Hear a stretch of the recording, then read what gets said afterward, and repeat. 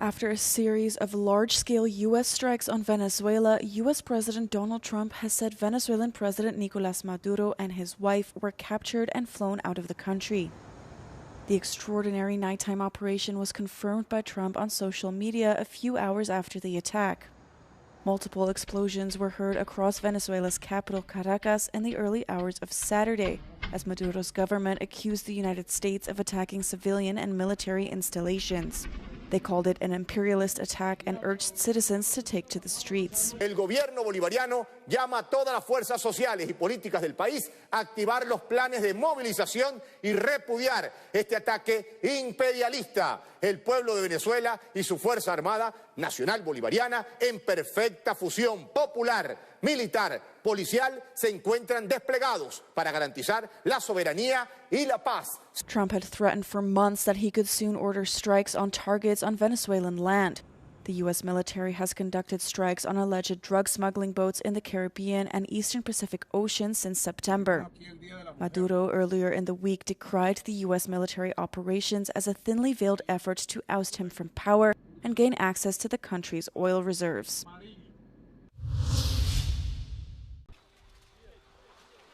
At least 2 people were killed and scores were injured after a Russian strike destroyed a 5-story apartment building in the Ukrainian city of Kharkiv on Friday. Authorities said the body of a 3-year-old boy and of a woman were recovered from the rubble of the destroyed apartment building after the attack. За нашу інформацію, під завалами можуть ще перебувати люди. Наразі триває ліквідація наслідків, всі на місці працюють. Наразі головне врятувати якомога більше людей. The attack also destroyed other civilian infrastructure, a shopping center, and cars, local authorities said. Meanwhile, Russia's defense ministry denied the attack took place, instead blaming an explosion at the site caused by Ukrainian ammunition in a post on Telegram. The attack came just hours after Russia conducted what local authorities called one of the most massive drone attacks in Zaporizhia. Swiss police announced on Saturday that the first 4 victims of a deadly fire at a bar in a Crans-Montana ski resort have been identified. The bodies of a boy and a girl, both aged 16, an 18-year-old man, and a 21-year-old woman were returned to their families.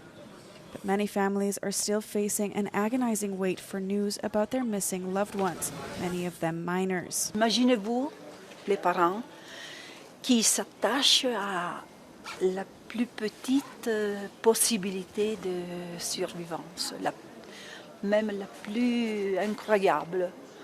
Donc aussi les médias donnent des informations, les chats des garçons. Alors on a leur dit ne le regardez plus, ne regardez plus les chats des jeunes, des amis. The severity of the burns has made it difficult to identify both the injured and deceased, requiring families to supply authorities with DNA samples. Countries across Europe have offered help in treating burn victims. Around 50 people are expected to be transferred to hospitals across Germany, Italy, France, and Belgium by Sunday.